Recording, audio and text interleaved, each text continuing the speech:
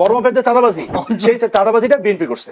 আপনি এলাকায় খোঁজ নিয়ে দেখেন, আপনি হ্যাঁ 2-4 জন করলে করতে পারে, কিন্তু বড় মাপের যে চাঁদাবাজিটা, সেই চাঁদাবাজিটা বিএনপি করছে।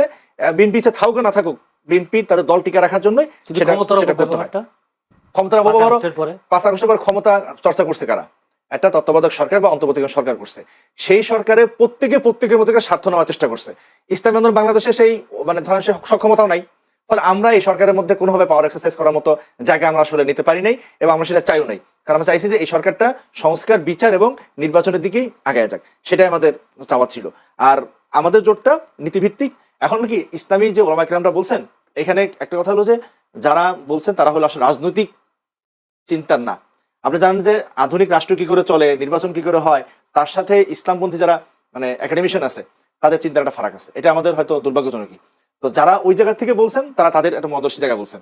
এবং আপনি জানেন যে ইসলামে কিন্তু কোনো পুরোহিতন্ত্র নাই, মানে একজন একটা কথা বললেই তা না, তারও ইস্তেহাদ আছে, আমারও ইস্তেহাদ আছে।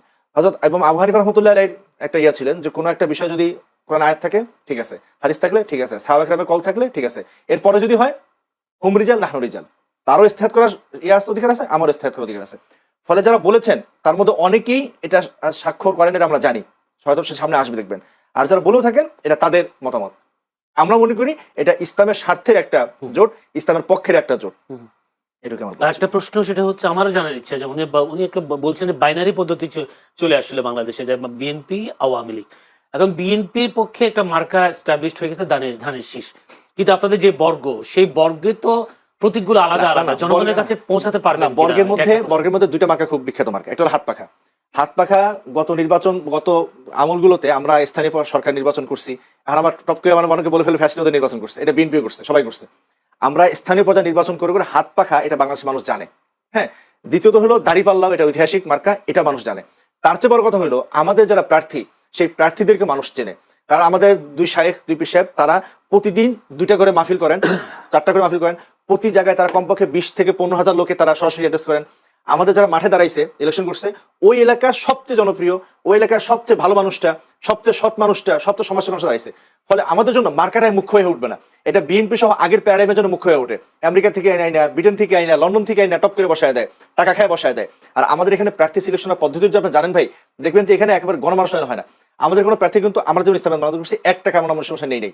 বরং হয়েছে কি একেবারে ইউনিয়ন পর্যায় থেকে আমরা ভোট নিছি, যেখানে কাকে দেয় 4টা ভাষা নাম আসছে। এগুলো শুধু কথা না, বাস্তবিতাই হয়েছে।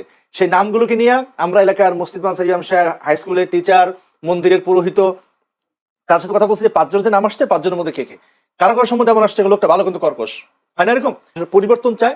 সেই পরিবর্তনটা কারা ধারণ করতেছে? বিএনপি, জামাত বলেন, এনসিপি বলেন, ইসলামী আন্দোলন বলেন, আমরা সেই পরিবর্তনটাকে ধারণ করতেছি। পরিবর্তন দাবি করলে হবে না। এই যে সংস্কারটা হইলো, সংস্কারের যতগুলো মৌলিক পরিবর্তন সবগুলোতে বিএনপি নোট অফ ডিসেন্ট দিয়ে রাখছে। তার মানে মৌলিকভাবে বিএনপি আসলে পরিবর্তনটা চায় না, আমরা সেই পরিবর্তনটা চাইতেছি। আর তারেক রহমান সাহেব আসার পরে অনেকগুলো ঘটনা ঘটছে, তিনি অনেকদিন পরে আসছেন এবং তিনি বললেন যে তাকে কে আটকায় রাখে, এখানে সর্বত জন্ম নিছে, বেগম জিয়া মারা গেলেন, বাংলাদেশে তো কাল তৈরি করা হয়। এখন এই কথা তো বলতেই হবে, বেগম জিয়া 2টা দিক, একটা হলো তার রাজনৈতিক নেত্রী, আর হচ্ছে সরকার পরিচালক হিসেবে তিনি। এখন আজকে হয়তো সময়টা করতেই হবে আলোচনা, তিক্ত হইলেও সত্য, যে 1991 থেকে 96 এটা যদি বিবেচনা করেন, 96 ইলেকশন যদি বিবেচনা করেন, 1 থেকে 6 যদি বিবেচনা করেন, তাইলে এত মহান হওয়ার কিছু নাই। হ্যাঁ বাকি ঠিক আছে, তিনি যখন 8 থেকে 25 তিনি মহান, তিনি এরশাদের আমলে মহান, কিন্তু তার জানা যায় তো মানুষ হয়েছে কেন?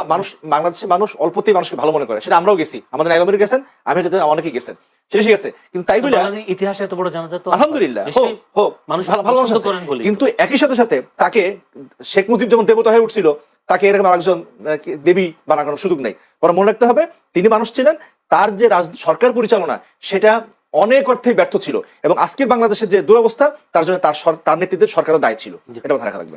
ভারত বিরোধী রাজনীতিটা বেশ জমে উঠেছে, আমরা দেখছি বিভিন্ন, এখনো তো রাস্তাঘাট অবরোধ, দিল্লি না ঢাকা, আজাদি না গোলামি, এইসব স্লোগানগুলো আমি দেখছি।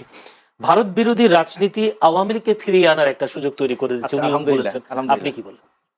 মানে ন্যারেটিভ ফ্যাক্টস এর বাইরে তৈরি হয় না, কিন্তু ফ্যাব্রিকেটেড ফ্যাক্টস দিয়েও ন্যারেটিভ তৈরি হয়, যেমন শেখ মুজিবের ওই ভাষা আন্দোলনে অংশগ্রহণ। রনি ভাই যেভাবে বলে গেলেন, মানে ভাই তো একজন চিন্তাবিদ মানুষ, উনি তারা বলে একদল বক্তব্য বলে গেলেন, যে তারার একটাও আমার গায়ে পড়ে না। আমি আপনাকে লক্ষ্য করে বলা আমার উদ্দেশ্য না। ফলে আমি পড়ি না, ইসলাম মন্ত্রীরা পড়ে না, ফলে তার ভাই যে তারা সেই তারা কারা সেটা জবাব দিই। কারণ তারা যদি হয় ইলিয়াসের পিনাকি, আমার ভাই কথা নেই। দ্বিতীয় কথা হইলো যে জুলাই সনদকে ভয় পান কেন? মানে জুলাই সনদ স্বীকৃতি চাইলেই, জুলাই সনদ আইনি ভিত্তি চাইলেই ৭১-এর মতো ভয়টা কেন পাওয়া হইতেছে? আমরা জুলাই সনদের এটা চাই যে জুলাইটাকে শুধুমাত্র একটা সরকার পতন হিসেবে দেখতে চাই না, জুলাইটাকে আমরা দেখতে চাই একটা স্বৈরতন্ত্রের পতন হিসেবে। আমি বারংবারই বলি ভাই, বাংলাদেশের স্বৈরতন্ত্র কেমনে হয়েছে? বাংলাদেশের বিদ্যমান আইন আদালত এবং সংবিধান মাইনেই স্বৈরতন্ত্র হয়েছে। একটা হলো সংবিধান, এগুলো পুরাতন বারবার বলা হয়েছে, সংবিধানের ৭০ অনুচ্ছেদ, একই ব্যক্তি দলীয় নীতি প্রধান হওয়া, সরকার প্রধান হওয়া, সাংবিধানিক প্রধানগুলো একই ব্যক্তির হাতে থাকা, এই জায়গাগুলোতে আমরা সংস্থা চাইছিলাম। এবং ভাই শুরুতে একটা কথা বলছেন যে মাল্টি পার্টি, তো আমরা চাইছিলাম পিয়ার। এই পিয়ারের কথা যখন কই তখন আবার একদল তেলবেগ ওঠে। বাংলাদেশে যদি বহুদলীয় মানে শক্তিকে দাঁড় করাইতে হয় তাহলে পিয়ারের চেয়ে ভালো কিছু হয় না। বাইনারি ভাঙতে গেলে পিয়ার, কিন্তু পিয়ারটা তো মানে বলাটাই অপরাধ বানাই ফেলছিল।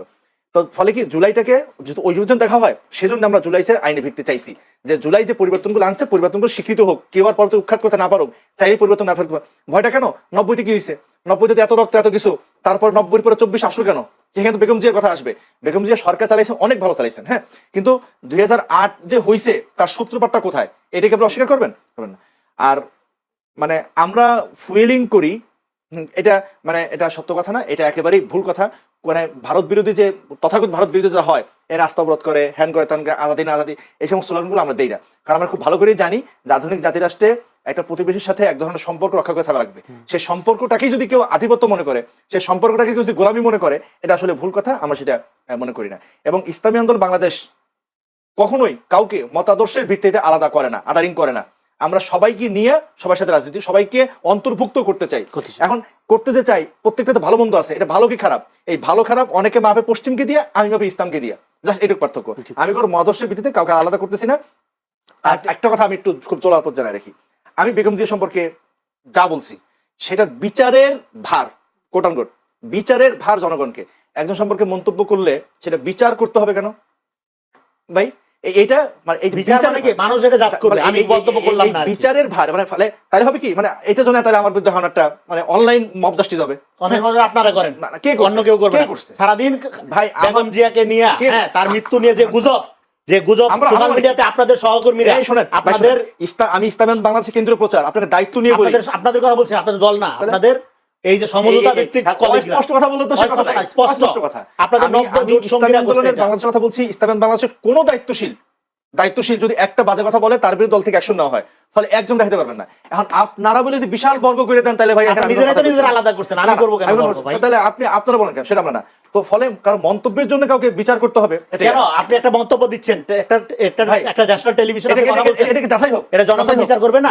আমি যা বলছি জনগণ বিচার করবে না? আপনি বিচার মানে কি? একটা পর্যালোচনা, হাইকোর্টের বিচার না তো, বিচার মানে পর্যালোচনার কথাই বলছি। এটা পর্যালোচনা হোক, পক্ষপাত আসবে, মানে জনগণ দেখবে এটা কথাটা সত্য না মিথ্যা। জনগণ জানেন ভয় পেয়ে কেন জানেন? আমরা বিগত হাসিনা আমল দেখছি, হাসিনা সময় একটা কথা কর, কারণ বিচার হইছে, বিচার কিছুই হয় না হাসিনা আমলে ভাই, আপনারা আরামে ছিলেন হাসিনা আমলে। আর দ্বিতীয় কথা ভাই যেটা বললেন যে কল্যাণ, হাসিনা আমলে আমরা কি করছি এগুলো খোঁজ করে দেন, হাসিনা আমলের কথা বললেন না আপনারা, দয়া করে মানুষ হাসাহাসি করবে। ইসলামের বিএনপি একটা কথা বলে কি যে আমরা কোরআন সুন্নাহ বিরোধী আইন করবো না, আবার এক সময় বলে যে আমরা শরিয়াকে বিশ্বাস করি না, বলছে না? তো দ্বিমুখী কথা বলা দরকার কি? এটাই তো ধর্মকে ব্যবহার করা রাজনীতিতে। যদি শরীর বিশ্বাস না করেন পরিষ্কার বলে ফেলেন যে শরীর বিশ্বাস করেন না, আবার ওইখানে গিয়ে টুপি মাথায় দিয়ে আমি ইসলামের কল্যাণ মানে ইসলাম বিরোধী আইন করবো না, এটা বলা দরকার কি? আমরা পরিষ্কার করে বলি আমরা মানুষ অধিকার ভিত্তিক রাজনীতি করি, আর অধিকারটা সংজ্ঞায়িত করবো কি করে? অধিকারটা সংজ্ঞায়িত কি করে? আমি ইসলাম দিয়ে সংজ্ঞায়িত করবো, সেটার কথা আমরা বলছি। আর যদি কেউ বিগত হাসিনা বিরোধী স্বৈরাচারী আন্দোলনের কেউ বিশেষ করে কেউ কৃতিত্ব দাবি করতে চান করেন, কিন্তু আমি বিনয়ের সাথে বলবো অন্য কাউকে বাদ দিয়েন না, এক্সক্লুসিভ করতে গিয়া কাউকে বাদ দিয়ে দেন না, অন্তর্ভুক্ত বাদ দিয়ে। এখন আপনাদের জামায়াত ইসলামীর সাথে আপনাদের কোনো দ্বন্দ্ব চলছে কিংবা আসন ভিত্তিকের কোনো কারণে কি দূরত্ব তৈরি হচ্ছে? বেশ করে আমি একটা প্রশ্ন শেষ করেছি, এনসিপি যুক্ত হয়েছে, এলডিপি যুক্ত হয়েছে, এবিপি পার্টি যুক্ত হওয়ার কারণে আপনাদের গুরুত্বটা কমে আসছে? না, গুরুত্ব কমে নাই, কিছু চলে নাই, কিন্তু হয়েছে কি ওনা যুক্ত হয়েছে 27-28 তারিখের পরে। এখন আমরা জামাত ইসলাম সহ এই 8 দল, তখন আমাদের মধ্যে আসন সেটেলমেন্ট এক ধরনের পরিকল্পনা ছিল, কিন্তু পরবর্তী যখন ওনারা আসছে তখন একটা বড় ধরনের একটা মানে অনেক বেশি আসন ছাড়তে হচ্ছে। যেমন আমাদের একজন যুগ্ম মহাসচিব ঢাকা 11-তে ইলেকশন করার সব প্রস্তুতি নিয়ে ফেলছে, এখন ওখানে নাহিদ ভাইকে ছেড়ে দিতে হচ্ছে। তো এগুলো নিয়ে আবার সবগুলোকে আবার রিসাফলিং করতে হচ্ছে, সেটা নিয়ে সময় লাগতেছে।